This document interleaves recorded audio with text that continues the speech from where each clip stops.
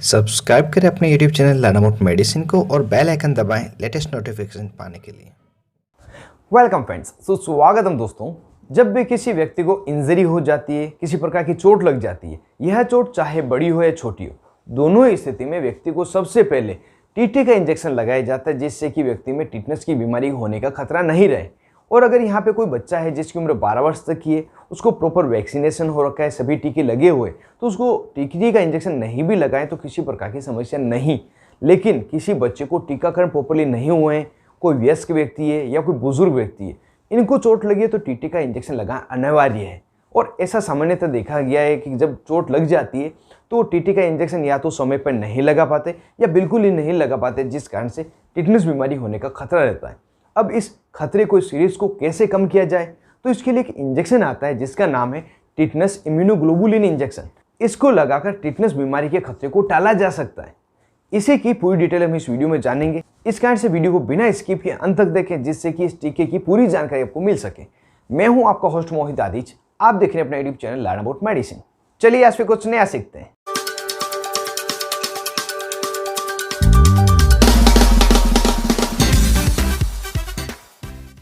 Hello friends, नमस्ते दोस्तों। Tetanus immunoglobulin injection एक clear to slight opalescent sterile non pyrogenic solution है। मतलब इसके इंजेक्शन जब भी आप देखेंगे तो या तो क्लियर होगा या हल्का मिल्की कलर का होगा। इस इंजेक्शन को उस व्यक्ति के प्लाज्मा के द्वारा बनाया जाता है जिसको पहले ही टिटनेस बीमारी के अगेंस्ट टिटनेस के टीके लगा कर इम्यूनाइज कर दिया गया है। मतलब यह इंजेक्शन ह्यूमन प्लाज्मा द्वारा बनाया जाता है। साथ ही इस इंजेक्शन में टिटनेस एंटीबॉडीज डाली गई होती है।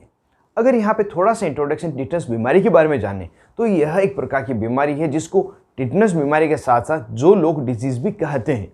यह बीमारी एक सीवियर बीमारी है जिसमें व्यक्ति को कन्वर्जन, दौरे हो सकते हैं, साथ ही मसल स्पास्म हो सकते हैं। और ये मसल स्पास्म कई बार इतने सीवियर हो जाते हैं कि व्यक्ति की जो स्पाइनल कॉर्ड है इसको भी तोड़ देते हैं, ये पीछे की तरफ व्यक्ति को बेंड कर देते हैं। तो इस बीमारी से बचने के लिए व्यक्ति को टीटी का इंजेक्शन, जिसको टिटनेस टॉक्सोइड इंजेक्शन कहते हैं, और जब टीटी का इंजेक्शन नहीं लगा पाते या समय रहते नहीं लगा पाते, उस समय टिटनेस इम्यूनोग्लोबुलिन इंजेक्शन लगाकर इस बीमारी से बचाया जाता है। अगर इस इंजेक्शन की स्ट्रेंथ की बात करें तो यह इंजेक्शन 3 अलग अलग स्ट्रेंथ में अवेलेबल है, जिसमें 250 IU, 500 IU तथा 1000 IU के अलग अलग इंजेक्शन है जिसको आवश्यकता अनुसार लगाए जाते हैं। और इस इंजेक्शन को जब भी आप मेडिकल स्टोर पे खरीदेंगे तो कुछ ब्रांड नेम की आवश्यकता होगी, तो ब्रांड नेम को भी यहाँ पे जान लेते हैं। जैसे कि इसकी सबसे पॉपुलर ब्रांड नेम है टेट ग्लोब इंजेक्शन। इसके अलावा Hyper Tet injection, tetanus gamma injection, Tetagam P injection, यह इसकी कुछ पॉपुलर ब्रांड है जो आपको फ्रीली कहीं मिल जाएगी। और इन सभी में टिटनेस इम्यूनोग्लोबुलिन ही होता है। अब जब टिटनेस इम्यूनोग्लोबुलिन इंजेक्शन लगाया जाएगा तो उसके साथ में टिटनेस टॉक्सोइड का इंजेक्शन भी लगाया जाता है, जो सामान्य टीटी का इंजेक्शन है। अब कब कब इस इंजेक्शन को व्यक्ति में लगाया जाता है यह भी हम यहाँ पे जान लेते हैं। यदि कोई व्यक्ति है जिसके बारे में कोई प्रकार की जानकारी नहीं है कि पास्ट में उसने कभी टीटी का इंजेक्शन लगाया है, तो उसको यह दोनों ही इंजेक्शन लगाए जाते हैं। या कोई व्यक्ति है जिसको इनकम्प्लीट तरीके से टीकाकरण हुआ है, तब भी टिटनेस टॉक्सोइड तथा टिटनेस इम्यूनोग्लोबुलिन दोनों इंजेक्शन लगाए जाते हैं। यहाँ पर कोई व्यक्ति है जिसने पास्ट 10 साल पहले या उससे समय से ज़्यादा पहले यह दोनों में से कोई भी इंजेक्शन लगाए हो तो उसे भी यह दोनों इंजेक्शन लगाए जाते हैं। और यहाँ पर कोई व्यक्ति है जिसने 5 साल से 10 साल के बीच के समय में इंजेक्शन लगाए तो उसे टिटनेस इम्यूनोग्लोबुलिन इंजेक्शन तो नहीं लगाया जाएगा, लेकिन टिटनेस टॉक्सोइड जो टीटी का सामान्य इंजेक्शन है वह जरूर से लगाया जाएगा। और कोई व्यक्ति जिसको पिछले 5 साल पहले इसकी डोज मिली है तो उसको दोनों ही इंजेक्शन लगाने की आवश्यकता नहीं है। इसकी टेबल देखकर आप ये समझ पाए होंगे कि किन किन को ये इंजेक्शन लगाए जाते हैं। अब इस इंजेक्शन को किस तरह से लगाया जाता है, इसकी डोज क्या होती है, रूट ऑफ एडमिनिस्ट्रेशन क्या होती है, उसको भी हम जान लेते हैं। अगर रूट ऑफ एडमिनिस्ट्रेशन की बात करें तो इस इंजेक्शन को IM इंट्रामस्कुलर लगाया जाता है जब इसको प्रोफाइलेक्सिस ट्रीटमेंट के रूप में दिया जाता है, मतलब टिटनेस बीमारी के बचाव के लिए दिया जाता है। और यदि इससे टिटनेस बीमारी होने के बाद में दिया जाता है उस समय से इंट्राथीकल लगाया जाता है, मतलब स्पाइनल कैनाल में लगाया जाएगा। दोनों ही समय में अलग अलग इसकी रूट होती है। अगर इसकी डोज की बात करें तो रूट के जैसे ही अलग अलग समय में इसकी डोज भी अलग अलग होती है। अगर प्रोफाइलेक्सिस ट्रीटमेंट के लिए इसकी डोज की बात करें तो उस समय यदि कोई एडल्ट व्यक्ति है या कोई बच्चा है जिसकी उम्र 7 साल से ज़्यादा है तो उसको 250 IU टिटनेस इम्यूनोग्लोबुलिन इंजेक्शन लगाया जाता है। और उसके साथ में टीटी का जो टिटनेस टॉक्सोइड है वह भी लगाया जाता है।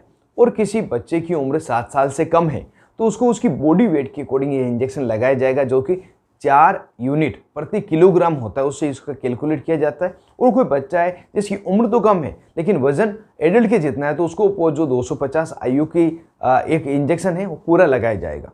अब यदि किसी व्यक्ति को टिटनस की बीमारी हो गई है तो उसमें अलग तरह से इंजेक्शन लगाया जाएगा। इसमें जब IM इंजेक्शन लगाते हैं तो 500 IU से लगाकर 6000 IU तक लगाया जा सकता है, और अगर इंट्राथीकल स्पाइनल कैनाल में लगाया जाएगा तो 250 IU से लगाकर 500 IU तक इंजेक्शन लगाया जाता है। और यह सभी इंजेक्शन जो कैलकुलेशन है सिर्फ डॉक्टर द्वारा की जाती है, आपको किसी प्रकार की टेंशन लेने की आवश्यकता नहीं, सामान्य आपकी नॉलेज के लिए मैंने आपको यहाँ पे बताया है। एक बात यहाँ पे ध्यान रखें, यदि किसी व्यक्ति को IM यह इंजेक्शन लगाया जा रहा है तो इसको सिर्फ और सिर्फ अपर आर्म में डेल्टोइड मसल में ही लगाएं, ग्लूटियल मसल में, हिप जॉइंट में नहीं लगाया जाता। और 5 ml से ज़्यादा अगर मात्रा लगाई जा रही है, किसी व्यक्ति में ऐसा हो जाता है, तो उस समय जो इसकी साइट है बार बार चेंज कर लेनी चाहिए। रीज़न ये है कि IM में हम मैक्सिमम से मैक्सिमम 4 ml ही पुश कर सकते हैं, उससे ज़्यादा पुश करने के लिए साइट को चेंज करना होता है। तो यह भी विशेष बात आप ध्यान रखें। इस इंजेक्शन को स्टोर करने के लिए जैसे आप सभी को पता है रेफ्रिजरेटर में रखना होता है और 2 डिग्री से लगाकर 8 डिग्री का टेम्परेचर मेंटेन करना होता है। और जब इस इंजेक्शन को लगाते हैं उससे पहले इसको रूम टेम्परेचर पर लाना जरूरी होता है। इसी कारण से इस इंजेक्शन लगाने से पहले आप रेफ्रिजरेटर से बाहर निकाल लें, इसको थोड़ा सा गर्म होने दें, रूम टेम्परेचर पर आने दें, उसके बाद ही मरीज को लगाएं। अब इस इंजेक्शन को लगाने के तरीके को जानने के बाद हम जान लेते हैं इस इंजेक्शन को लगाने के बाद क्या क्या साइड इफेक्ट होते हैं। तो इसके कुछ कॉमन साइड इफेक्ट है। उसमें व्यक्ति को जिस जगह पे इंजेक्शन लगाया गया है वहाँ पे दर्द हो सकता है, हल्का खिंचाव हो सकता है, साथ ही रेडनेस हो सकती है, व्यक्ति को बुखार आ सकता है, ठंड लग सकती है, नोजिया तथा वोमिटिंग की शिकायत हो सकती है। और सीवियर साइड इफेक्ट की बात करें तो व्यक्ति के हाथ पाँव में सूजन आना, चेहरे में सूजन आना, यूरिन रिलेटेड प्रॉब्लम होना तथा एलर्जिक रिएक्शन होना, इस तरह के साइड इफेक्ट भी हो सकते हैं। अगर इनमें से किसी प्रकार के साइड इफेक्ट आपको लगे और समस्या ज़्यादा हो रही हो तो तुरंत ही अपने डॉक्टर से संपर्क करें, जिससे कि प्रॉपर ट्रीटमेंट आपको दिया जा सके। तो दोस्तों, यह पूरी जानकारी थी टिटनस इम्यूनोग्लोबुलिन इंजेक्शन के बारे में, जिसको टीटी के इंजेक्शन नहीं लगाने पर या समय पर नहीं लगाने पर इसको लगाया जाता है, जिससे व्यक्ति को टिटनस की बीमारी से बचाया जा सके। उम्मीद करता हूँ बिल्कुल नए इंजेक्शन की जानकारी मिलने के साथ वीडियो आपको जोर से पसंद आया होगा। यदि वीडियो आपको पसंद आया तो वीडियो को जोर से लाइक करें, ज़्यादा से ज़्यादा इसको शेयर करें जो किसी और के भी काम आ सके। और अभी तक आपने अपने YouTube channel learn about medicine को सब्सक्राइब नहीं किया तो इस बटन को दबाकर जरूर से सब्सक्राइब कर दें। जो पास में बेल आइकन आ रहा है इसे भी दबाएं, जिससे कि आने वाले वीडियो के सभी नोटिफिकेशन मिल सके और मेरे सभी वीडियो आप में देख सकें। आप थे अपने दोस्त मोहित आदिज के साथ, देख रहे थे अपना YouTube channel learn about medicine. Thank you friends, take care and be careful medicine users.